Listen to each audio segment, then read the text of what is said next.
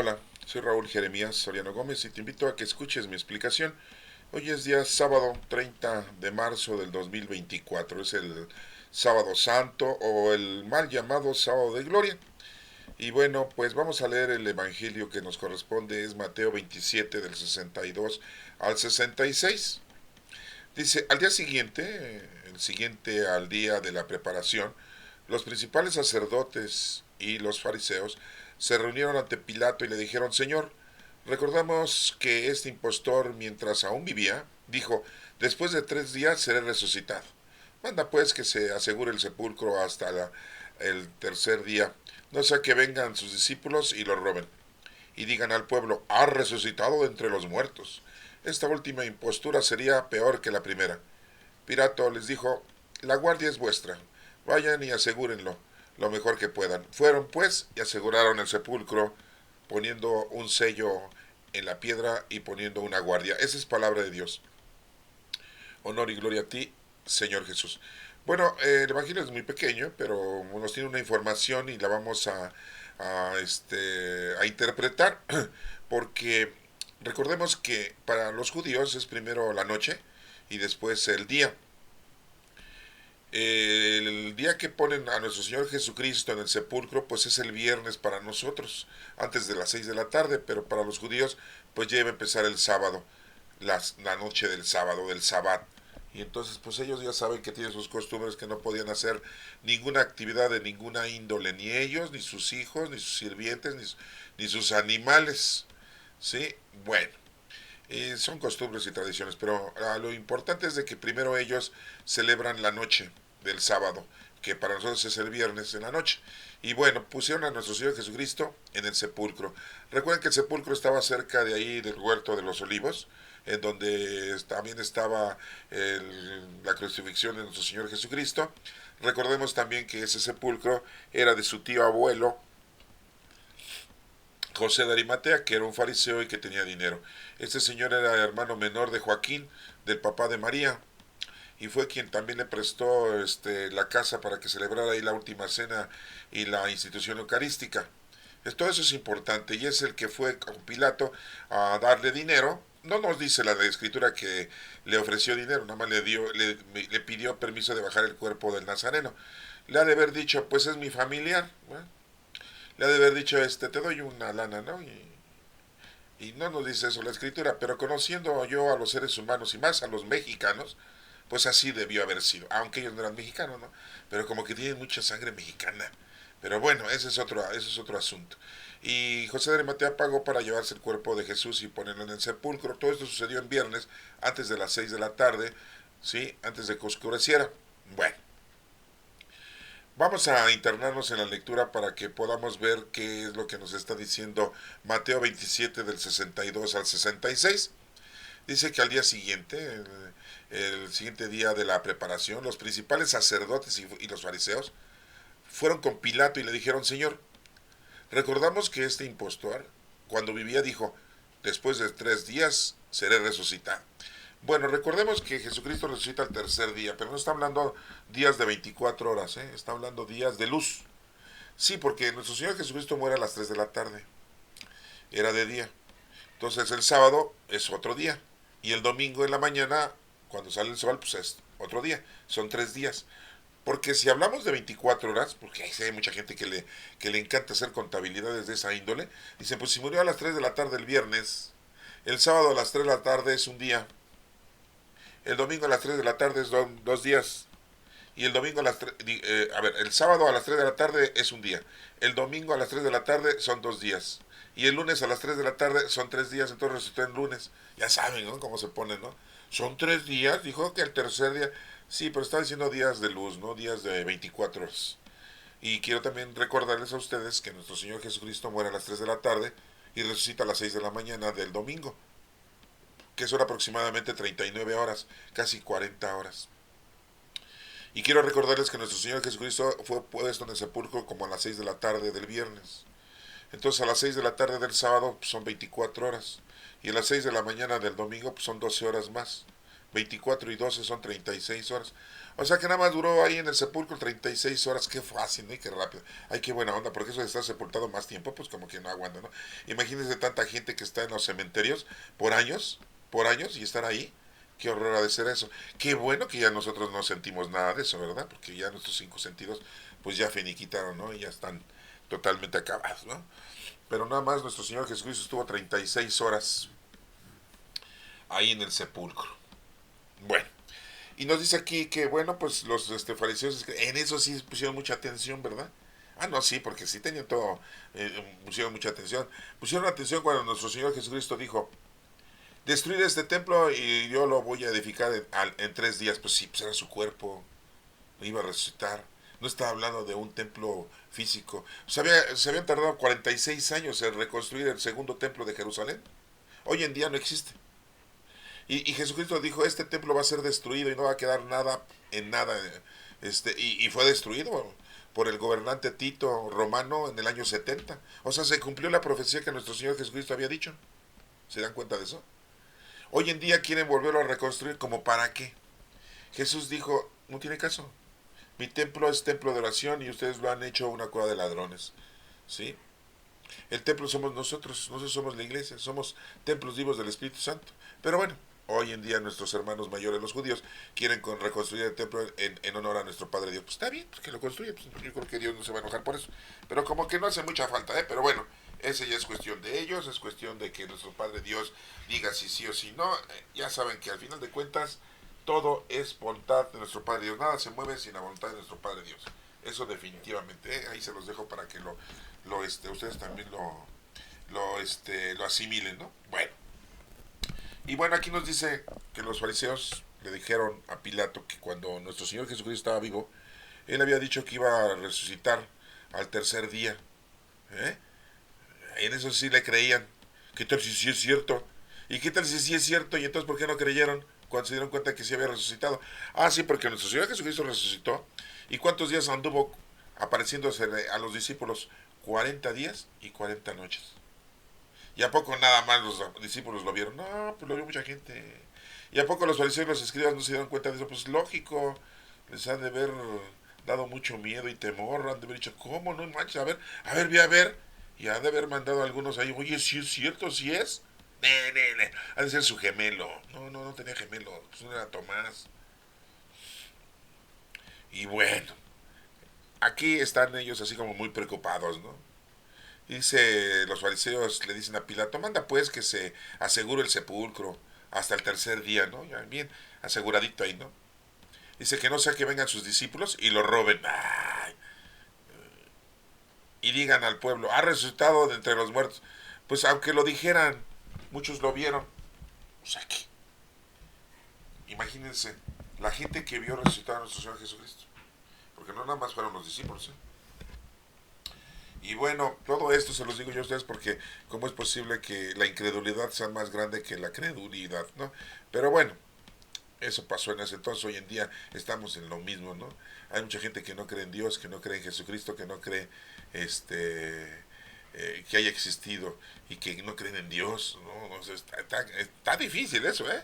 Para que haya gente en la actualidad así, pues está muy imperante eso, ¿no? Bueno, dice aquí, esta última impostura sería peor que la primera, dicen los fariseos.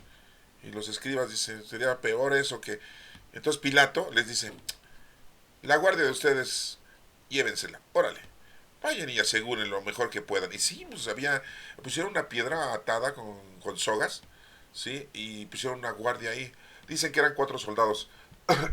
Era un cuarteto, ¿no? Y no era el cuarteto de Liverpool.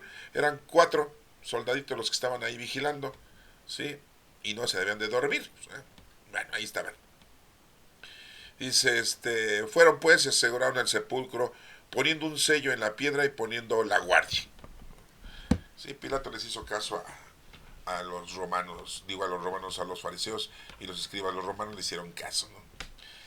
Bueno, todo esto debemos acordarnos también que Pilato lo que quería era no tener problemas con el Sanedrín, porque de alguna manera pues le ayudaban a mantener al pueblo sometido, porque esa era su condición o su negociación que habían tenido los fariseos con Pilato o con todos los gobernantes romanos, ¿no? Ahí en Judea. Lo era de que, pues, ustedes, yo los atiendo a ustedes, les tengo consideración a ustedes, fariseos y escribas, ancianos del pueblo, pero manténganme a sus compatriotas sometidos, ¿no? Porque acuérdense que había un grupo de, bueno, había varios, ¿no? Pero había un grupo que se llamaban los celotes, que era Simón, uno de los discípulos de nuestro Señor Jesucristo, que era un celota, y que formaba parte de una agrupación que estaba en contra de Roma y que eran rebeldes y hacían y deshacían en contra del gobierno romano. Entonces pues provocaban muchos disturbios, ¿no? Yo no sé si eran de algún partido político, ¿no? Como hoy aquí en México, pero bueno. Y entonces pues los romanos, en este caso el gobernador, pues les decía al Sanedrín que lo apoyaran para mantener al pueblo sometido y él ya no tuviera que discernir o dialogar o resolver esos problemas. Y por eso es que les tenía consideración al Sanedrín, a Caifás, a Anás y a todos los ancianos, fariseos y escribas y a los saduceos, porque había una negociación con el gobierno romano, ¿no? Y ese era el trato. Por eso los fariseos y los escribas sentían que Jesucristo, cuando jalaba mucha gente y mucha gente estaba con él, pues sentían como que estaban perdiendo ellos fuerza, personalidad y actitud ante el gobierno romano. Y que en una de esas el gobierno romano iba a decir, pues ustedes no controlan a su pueblo, ahora lo está controlando este otro señor que se llama Jesús.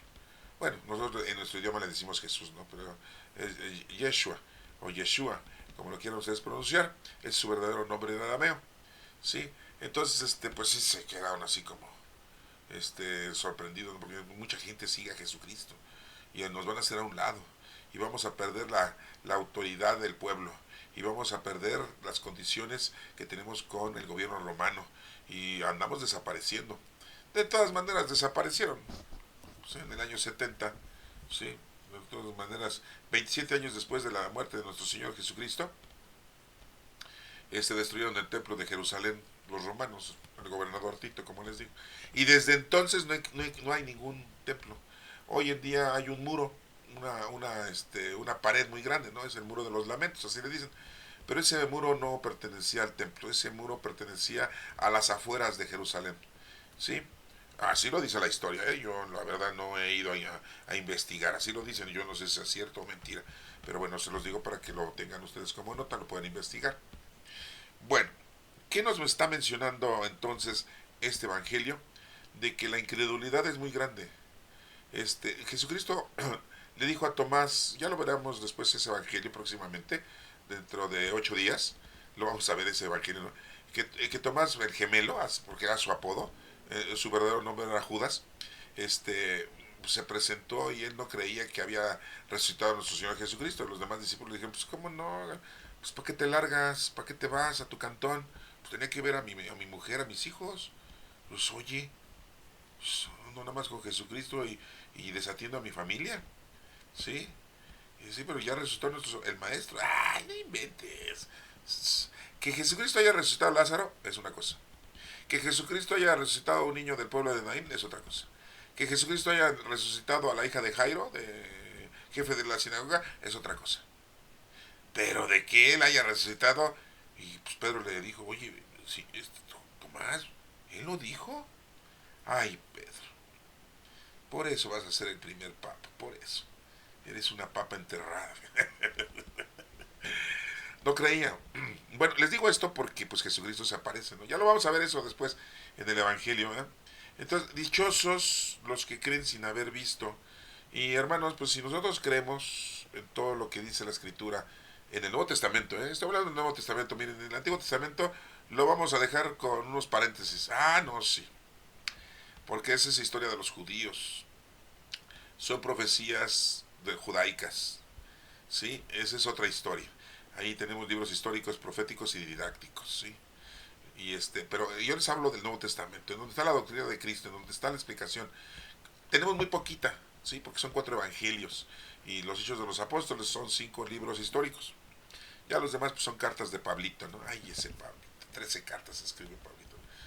Pero en la época del año de Constantino, cuando era el gobernador, pues fueron cuando se eligieron los libros que iban a quedarse como Nuevo Testamento. Sí, y hay muchos libros, muchas partes de los evangelios que fueron cercenados y que pues no nos lo dejaron completo, ¿no? Pero bueno, esto es lo que tenemos y con eso nosotros estamos alimentándonos de la doctrina de Cristo. ¿Que hay más? Sí. ¿Que los tiene la iglesia? Sí. Son sus top secret, así dicen en inglés, ¿no? Son sus secretos que tienen ellos ahí resguardados en el Vaticano.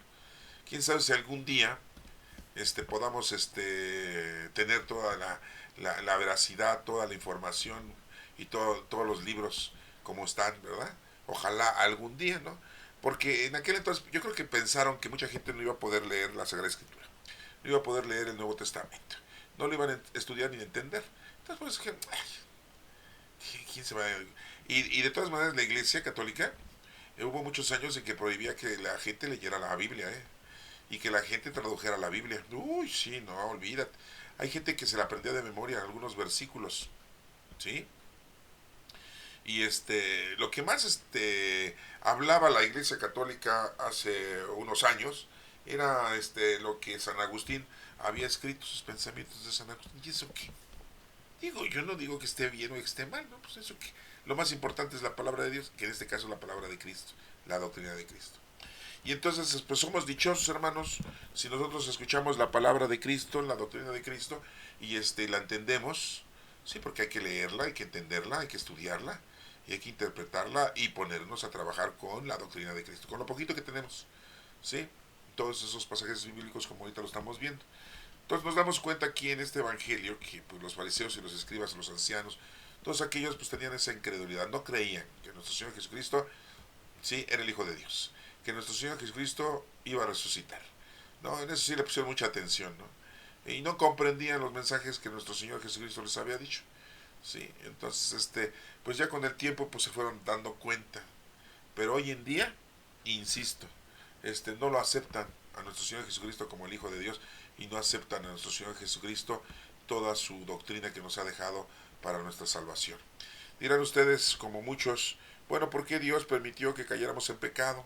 ¿Por qué Dios permitió que nosotros nos perdiéramos y después agarra y nos manda a nuestro Señor Jesucristo el Salvador para poder curarnos del distanciamiento, ¿no? Con Dios? Porque acuérdense que pecado es ausencia de Dios. Ese es el pecado, es ausencia de Dios, ausencia de lo que Él nos ha dicho que hagamos y no lo hacemos. Entonces, hay muchas, aparte del decálogo que tenemos de los 10 mandamientos, hay muchas leyes que se nos han propuesto. Miren, por ejemplo, nos dice Jesucristo, amar a Dios sobre todas las cosas y a tu prójimo. Esa es una ley y es lo que tenemos que hacer. Otra es de cómo nos tenemos que poner a orar al Padre. Bueno, hay mucha gente que hace con la hora litúrgica, sí, las 7 momentos de las horas litúrgicas que se oran con los salmos y se canta con los salmos. Pero la oración que nos dejó nuestro Señor Jesucristo, ¿cuál fue? La que le hacemos a nuestro Padre Dios y que le decimos Padre nuestro que estás en el cielo, no en el cielo de nubes, sino en el cielo, en el reino, ¿sí? Y esa es la oración, esa es otra ley, esa es la forma de comunicarnos. ¿Y con quién nos tenemos que comunicar? Pues con Dios. Pero después nos queremos comunicar nosotros que con los santos, que con los ángeles o con la madre de nuestro Señor Jesucristo. Yo le digo Santísima Madre, disculpen, perdónenme, pero yo así le digo. Entonces, pues no, con quien nos debemos de comunicar es con nuestro Padre Dios, ¿sí? Directo, sin escalas, ¿sí? Bueno, esa es otra ley, hermanos, ¿sí? Otra ley que tenemos muy claramente es que hay que ayudar al necesitado con los dones del Espíritu Santo. Los dones del Espíritu Santo son las habilidades que tienes, las virtudes que tienes, las capacidades que tienes como persona. Seas licenciado, seas contador, seas médico, seas enfermero, tengas algún oficio, seas plomero, electricista, herrero, no sé, seas educador, seas psicólogo, seas psiquiatra, que lo hagas ayudando al prójimo y no solamente lo hagas para ganar dinero. Mucha gente dice, y fíjense lo que dice hoy el gobierno, sí, dice que, pues ¿para qué estudian? Un profesionista no se va a volver millonario. Pues mejor invierte tu dinero, sí, mejor busca la forma de hacer dinero sin que estudies, dicen. ¿No? Yo no sé quién les dijo que para estudiar es para ganar muchos millones, no, no es cierto. ¿No? Que la persona que estudia es para tener una base en la vida de conocimiento, de cultura, en la que puedes vivir bien, holgadamente, sin necesidad de tener ninguna necesidad material, pero tampoco te vas a volver multimillonario. Se vuelven multimillonarios pues los que no hacen las cosas correctamente. Así de sencillo, ¿eh? Así de sencillo está. Y entonces, bueno, hoy en día así nos dicen, ¿no? Ay, ¿para qué estudian? ¿Cuándo has visto que un gran profesionista traiga tanto dinero como los delincuentes? ¿Sí? Y digo de los delincuentes de cuello blanco, ¿no? Diputados, senadores, gobernadores, alcaldes, presidentes de la... Primero los pobres. Sí, de veras, en serio, ¿sí? Porque pues ellos sí se llenan de dinero porque manejan el dinero del pueblo. En cambio un profesionista que estudia, pues tiene como conocimiento, tiene sabiduría, tiene forma de cómo vivir bien, holgadamente, sin necesidad de ser millonario y cubrir todas sus necesidades. No hay necesidad de más. Bueno, acuérdense que nuestro Señor Jesucristo no está en contra de su doctrina de que vivamos bien de una forma material, mundana o terrenal, ¿no? Puedes vivirlo bien con tus cinco sentidos, tu sexualidad. Aquí lo importante es que te pongas a trabajar, que esa es otra de las leyes que tenemos, que el Señor nos ha puesto a nosotros, ayudar a los demás con los dones del Espíritu Santo. Y hay muchas otras leyes más, ¿no? Sí, aparte les digo que del decálogo, ¿no? Sí. Hay las obras de caridad, sí, tenemos obras de caridad espirituales y obras de caridad corporales, sí, también podemos usar las obras para poder ayudar a los demás, sí, y tu comportamiento, sí, dar ejemplo, eso es importante, no ir a tocar a las puertas para llevarles la palabra de Dios, sí, no, si no somos testigos de Jehová, ni evangélicos ni cristianos, sí, que anteriormente eso se suscitaba mucho, pero hoy casi ya los testigos de Jehová ya, y también los mormones, ¿no? Dije mormones, sí, se dedican a eso, a ir a las casas, ¿no? A llevar la palabra de Dios según ellos, ¿no? Bueno, no, hermanos, con tu comportamiento, con tu forma de ser con las personas, evitar el enojo, sí, esa es una ley. Evitar los vicios, esa es otra ley que te invita a nuestro Señor Jesucristo en la doctrina, sí. Y nos pone un ejemplo del buen samaritano, ¿se acuerdan de ese samaritano? Sí, que un desvalido que lo asaltaron y que pasó un sacerdote y no le ayudó. Pasó un levita y no le ayudó. Pero pasó un señor que iba de viaje, que era de Samaria, y lo ayudó. Perdió el tiempo y perdió dinero. Iba de viaje, pero dijo, no, primero hay que ayudar al prójimo. Es lo que tenemos que hacer, ¿sí? A veces nosotros decimos, ay, no tengo tiempo, yo no tengo tiempo, yo estoy trabajando, ay, no, yo estoy estudiando, ahorita no tengo tiempo, ¿sí? Y siempre ponemos pretextos, ¿no? Cuando estamos jóvenes, cuando somos adultos. Y ya cuando estamos ancianos, ¿qué pretextos ponemos?